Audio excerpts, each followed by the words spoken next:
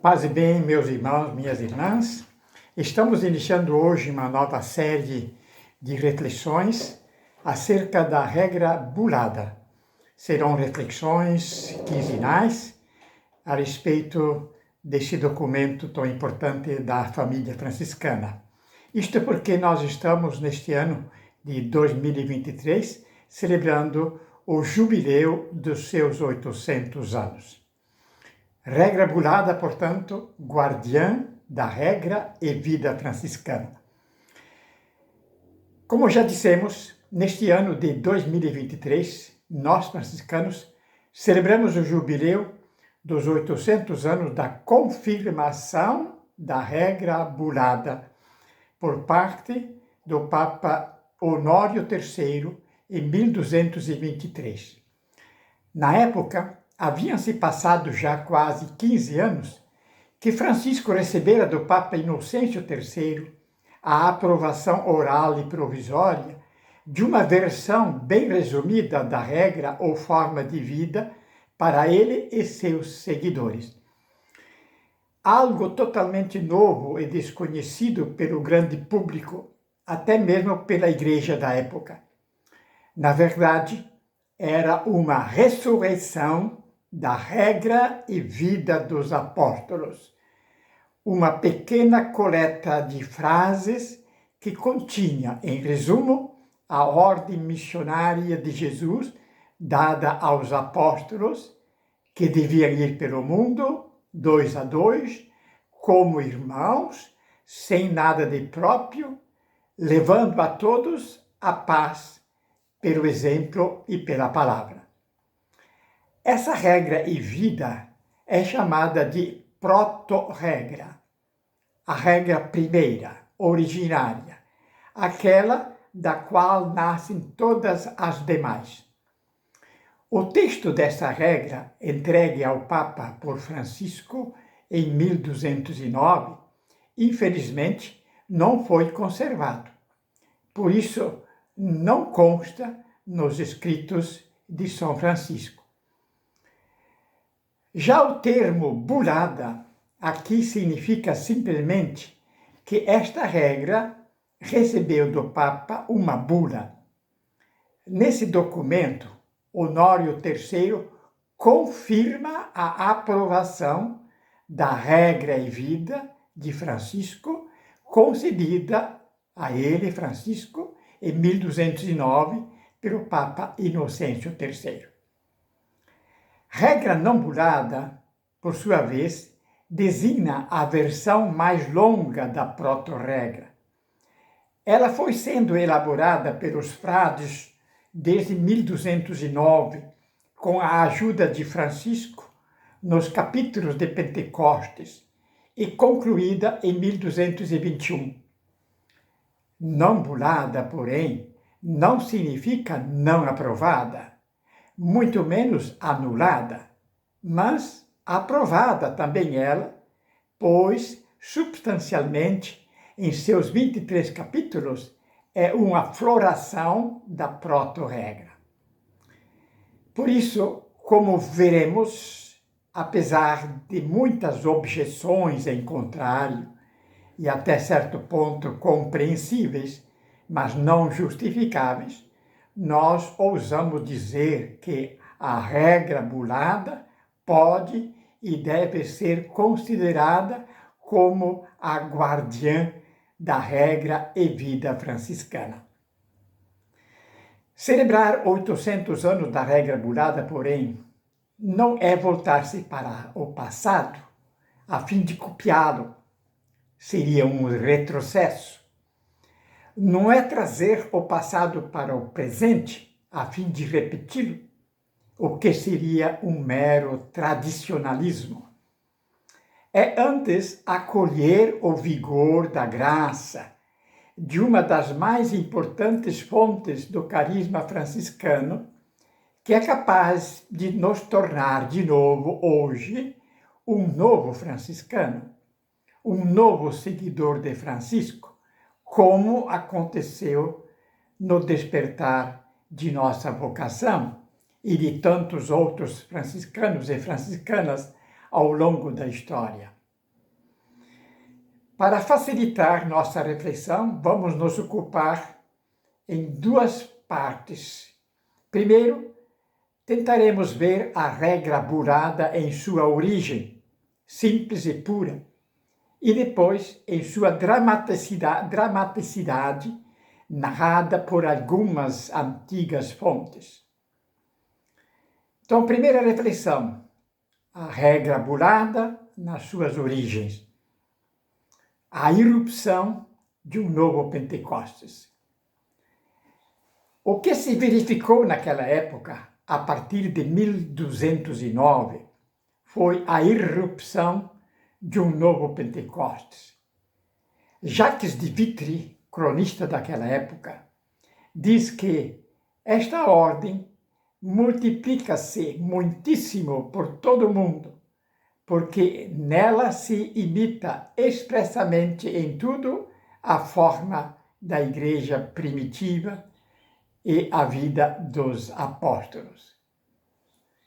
Assim, a exemplo dos apóstolos da igreja primitiva, que, reunidos no cenáculo e depois em concílio, se preparam, se aprofundam, se renovam constantemente no espírito evangélico, a partir do qual encetam então suas viagens apostólicas, também os novos apóstolos do Senhor e da Igreja, os frades, sempre de novo, todos os anos, se congregavam em novo Pentecostes, ou em Santa Maria dos Anjos, ou em suas províncias, para, atentos ao verdadeiro ministro-geral da ordem, que, segundo São Francisco, é o Espírito Santo, ler, estudar, escrever e reescrever de novo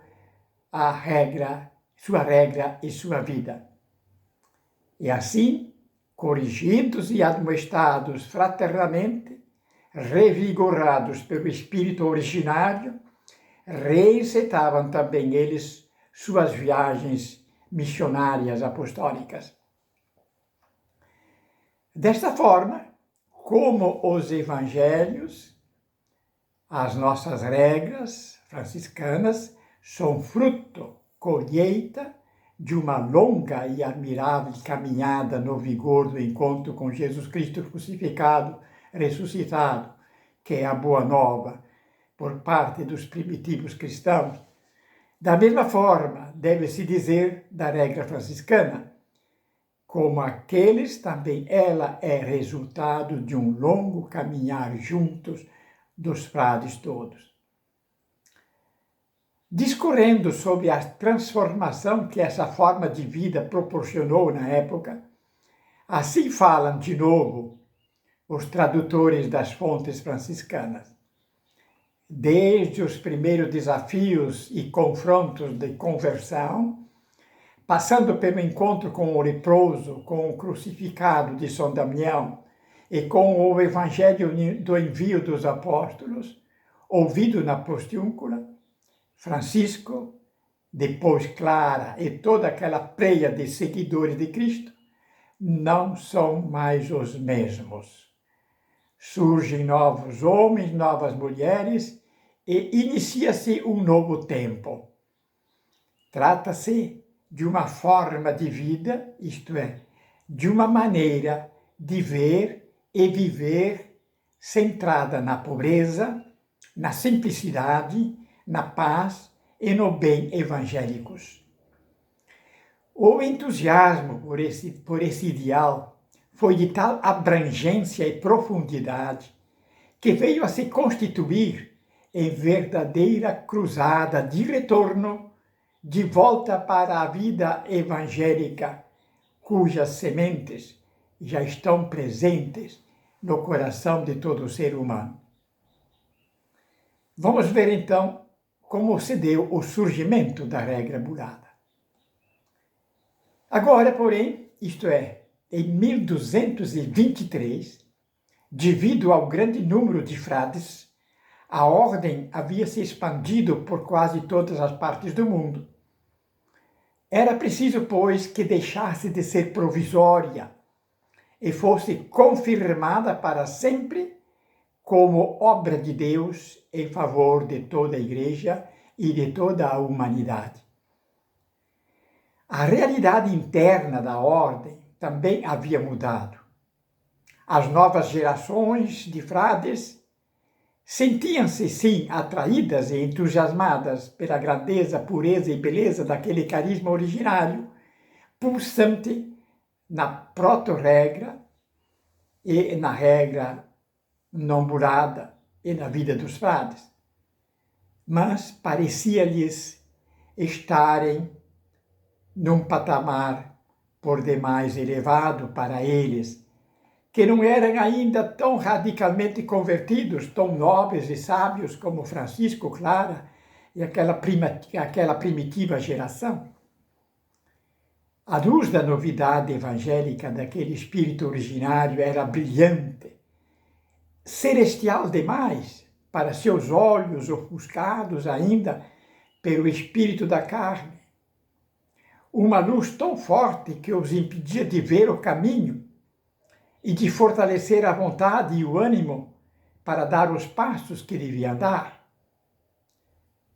Era preciso, portanto, abaixar aquela luz, torná-la mais acessível, diminuindo-lhe a intensidade, principalmente através da lei, da sese e, enfim, da instituição. Com isso, iniciou-se na ordem o grande desafio, ou melhor, a grande tensão ou drama que atravessa os séculos. Como não permitir que o espírito perca seu protagonismo em favor da lei, da sese e da instituição. É preciso que jamais sejam essas que vão ditar a regra e a vida franciscana, mas essa é quem deve dizer como deve ser a instituição, a ordem, a sese e sua lei, sua ética, seus estudos, etc. Por isso, pode-se falar numa sese, numa lei, numa instituição franciscana. Mas serão, então, uma sese, uma lei ou instituição regidas mais pelo vigor da gratuidade do que do merecimento humano. Assim, numa ética franciscana, o princípio orientador não será o domínio da vontade do homem, mas a graça da liberdade nascida do amor. E o direito franciscano primará sempre por ser não uma aplicação fria da lei, mas um direito que nasce da misericórdia do Pai, Jesus Cristo crucificado.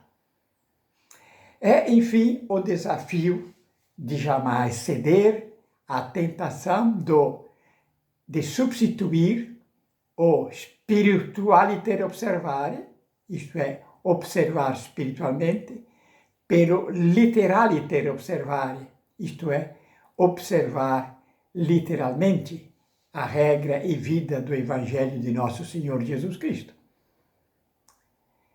Esse desafio, Francisco mesmo o descreve com amor, devoção e paixão por diversas vezes, como, por exemplo, no capítulo 10º da regra burada que vamos citar agora. Diz ele: e os irmãos, onde quer que estejam, se souberem e reconhecerem não poder observar espiritualmente a regra, devem e podem recorrer aos seus ministros. Os ministros, porém, recebam-nos caritativa e benignamente. Tenham-lhes tanta familiaridade que os irmãos lhe possam falar e proceder como senhores para com seus servos, pois assim deve ser, que os ministros sejam servos de todos os irmãos. Admoesto, então, e exorto no Senhor Cristo que os irmãos se cuidem de toda soberba, vanglória, inveja, avareza, cuidado e solicitude deste mundo, detração e murmuração. E os irmãos que não conhecem letras, não procurem aprendê-las, mas atentem para que, acima de tudo, devem desejar ter o Espírito do Senhor e seu santo modo de operar. Orar sempre a Ele com o coração puro, ter humildade e paciência na perseguição e na enfermidade. Amar aqueles que nos perseguem, repreendem e acusam, pois diz o Senhor: amai vossos inimigos e orai por aqueles que vos perseguem e caluniam. Felizes os que padecem perseguição por causa da justiça, porque deles é o reino dos céus. E conclui Francisco: quem perseverar até o fim, este será salvo. Espiritualmente, aqui, não significa de modo advoado, descomprometido, frouxo, irresponsável, sem lei, ascese, organização ou instituição, mas uma lei, uma sese ou instituição que nascem da alegria e do vigor da liberdade, da graça dos filhos de Deus e não dos filhos dos homens, que nascem como no casamento, da liberdade, da graça, do encontro e do chamado, do seguimento de Jesus Cristo crucificado, a Senhora Pobreza.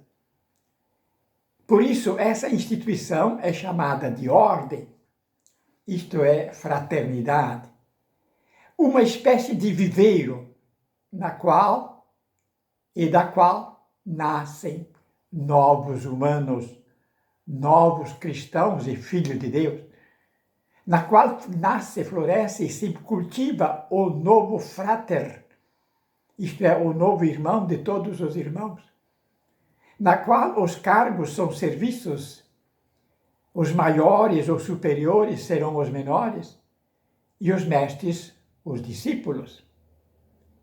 Nela, o sustento não pode se basear no capital, nas rendas ou no lucro, no suor que vem dos outros, mas na graça do trabalho e da esmola.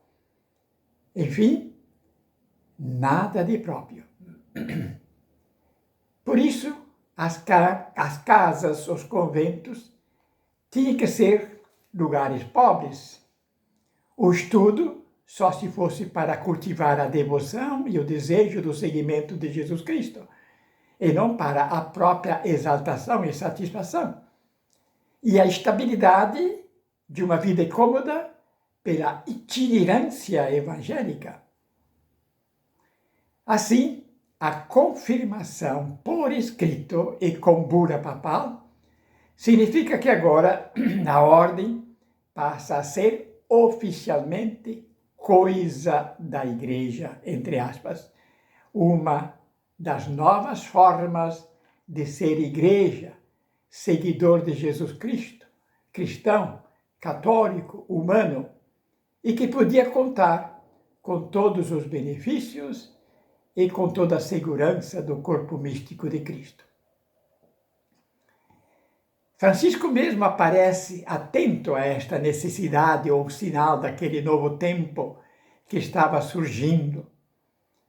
Em sua carta a um ministro, escrita depois de 1221, diz: para todos os capítulos da regra que tratam dos pecados mortais, no capítulo de Pentecostes, com a ajuda do Senhor e o conselho dos irmãos, faremos um único capítulo assim redigido. Se um irmão, por instigação do inimigo, pecar mortalmente, seja obrigado, por obediência, a recorrer ao seu guardião. E realmente, no capítulo 6º da regra burlada, se lê quase literalmente essa passagem.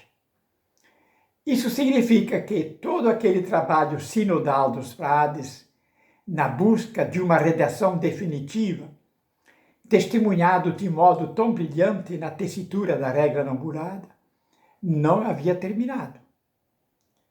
Francisco continuava a exortar seus irmãos para estarem atentos ao Espírito do Senhor e na diligente tessitura cada vez mais fiel deste Espírito na sua forma de vida evangélica recebida do Senhor. Nesses nossos últimos decênios, temos verificado uma certa desconfiança, desapreço para com a regra burada, principalmente quando comparada com a proto-regra e a regra não burada. Dizia, ou disse ainda hoje, que seria uma deturpação por parte de Roma, desejosa de enquadrar Francisco, seu carisma, sua regra e sua ordem aos ditames da Cúria Romana, de torná-la assim mais jurídica, canônica e maleável aos seus interesses expansivos e hierárquicos, e não tão carismática, espiritual, como ela aparece nas duas versões anteriores já mencionadas.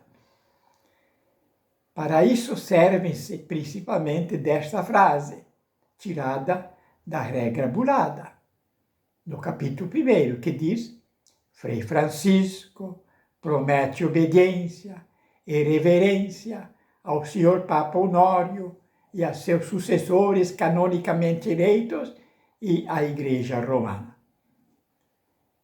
Segundo alguns, a frase não seria de Francisco, mas uma exigência imposta pela Igreja, mais precisamente pela Cúria Romana.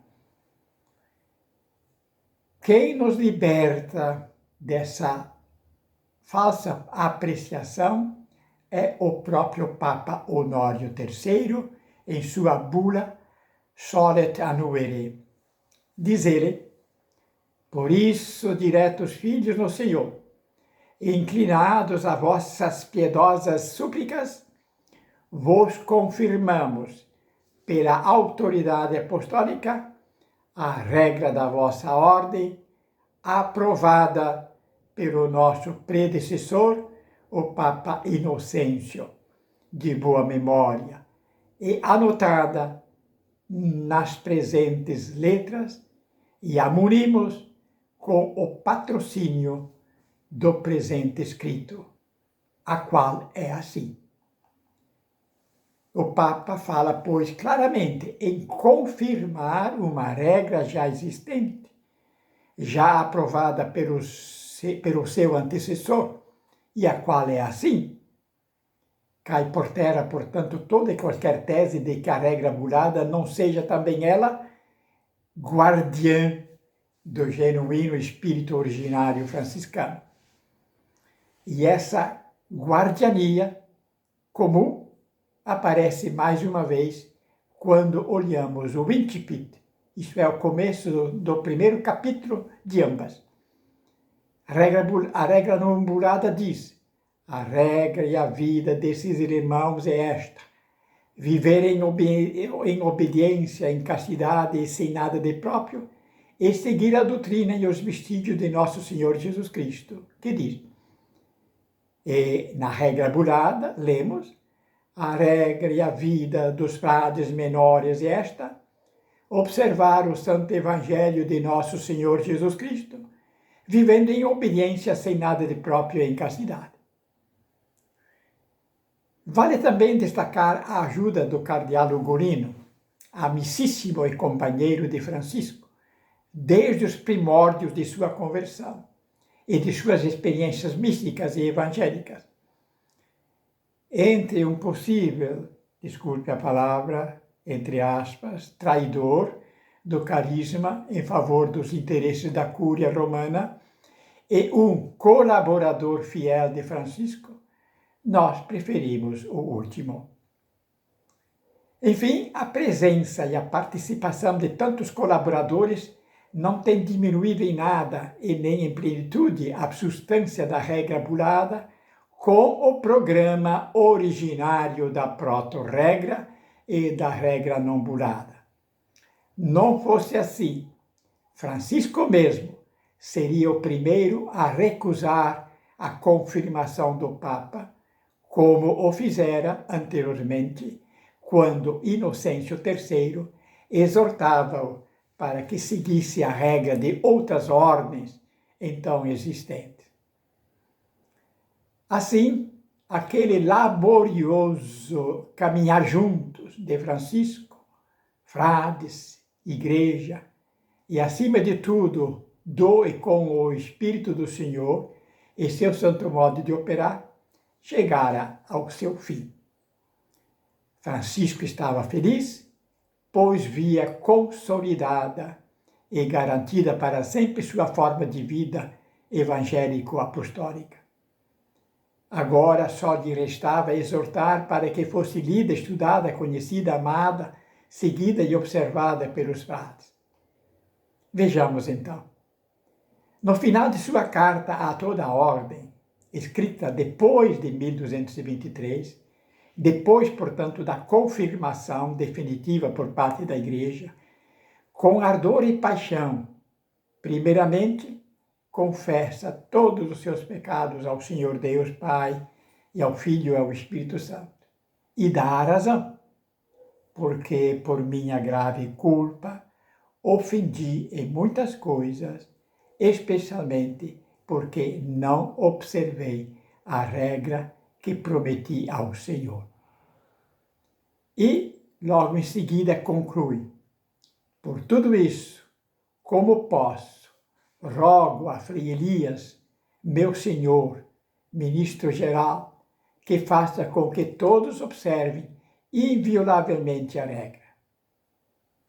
E mais adiante vem com essa exortação de um pai, quase desesperado, só por sentir e ver a possibilidade de algum filho seu vier a se perder por não observar a regra.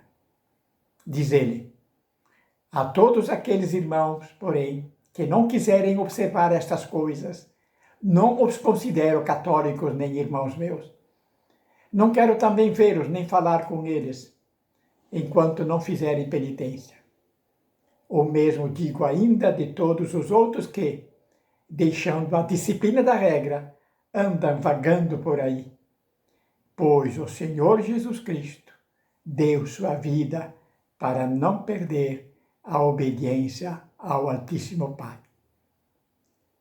Mas o testemunho mais caloroso e tocante encontramos finalmente em seu testamento. Diz ele: e ordeno firmemente por obediência a todos os meus irmãos, clérigos e leigos, que não façam glosas na regra, nem nessas palavras, dizendo, assim devem ser entendidas, mas como o Senhor me deu dizer e escrever simples e puramente a regra e essas palavras, assim entendei-as de modo simples e sem glosas, observai-as até o fim em santa obra. E todo aquele que observar estas coisas, seja no céu repleto com a bênção do Altíssimo Pai, e na terra repleto com a bênção do seu direto Filho, com o Santíssimo Espírito Paráclito, e com todas as virtudes do céu, e com todos os santos. E eu, Frei Francisco, pequenino servo vosso, por tudo quanto posso, vos confirmo dentro e fora esta santíssima bênção. Finalizando, fazemos nossa a conclusão de Frei Carlos Paolasi, autor da última edição crítica dos Escritos de São Francisco. Rastreando a terminologia da saudação das virtudes, Francisco vem nos dizer que, por graça divina, a rainha sabedoria do Evangelho transferiu-se para a santa e pura simplicidade da regra de 1223. Dizemos isso com todo respeito para aqueles que nos tempos modernos a apresentaram como fruto de pactos e compromissos que a teriam distanciado da radicalidade evangélica de sua origem. Até aqui, meus caros irmãos, a reflexão de hoje, a primeira acerca da regra burada, guardiã da regra e vida franciscana. Paz e bem.